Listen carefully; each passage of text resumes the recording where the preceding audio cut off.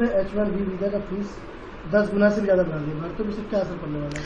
$1,000 से वो फीस बढ़कर अब $1,00,000 हो गई है।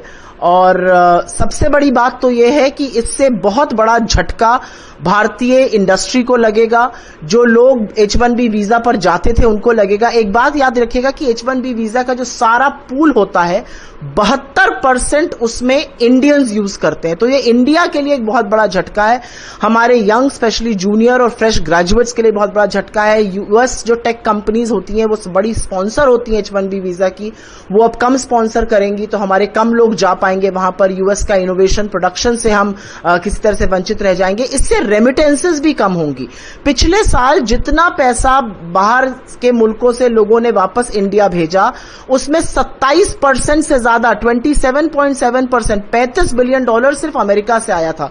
तो जितने कम लोग वहां पे रहेंगे उतनी कम रेमिटेंस आएगी। मुझे इस बात को लेकर थोड़ा सा दुख है कि हैप्पी बर्थडे टू यू गाया गया, गले लगने की बात हुई, खूब बर्थडे बोनहोमी हुई, और उसके बाद 2 दिन में ही भारत के ऊपर इतना बड़ा प्रहार किया है अमेरिका ने। ये बॉडी ब्लो है हमारी इंडियन इंडस्ट्री के लिए, हमारे यूथ के लिए, उनके ग्लोबल प्लेसमेंट्स के लिए और उनके करियर प्रोस्पेक्ट्स के लिए। और मुझे इस बात का अफसोस है कि मेरे प्रधानमंत्री इस देश के फ्यूचर को सुरक्षित रखने के लिए कुछ नहीं कर पा रहे हैं। अमेरिका लगातार हम पर प्रहार कर रहा है।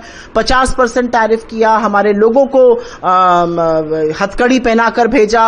अमेरिका ने बार बार हमें अब्यूजर कहा। अमेरिका चाबार को प्रतिबंधित कर रहा है, हमारे ऊपर रूस के तेल खरीदने से प्रतिबंध लगा रहा है। बार बार अमेरिका हमारे खिलाफ एक्ट कर रहा है, लेकिन मोदी जी कुछ कर नहीं पा रहे। इस बात का मुझे अफसोस है। लेकिन H1B जो है वो हमारी इंडस्ट्री के लिए, हमारे यूथ के लिए जो आज एक्शन अमेरिका ने लिया है वो बहुत घातक है।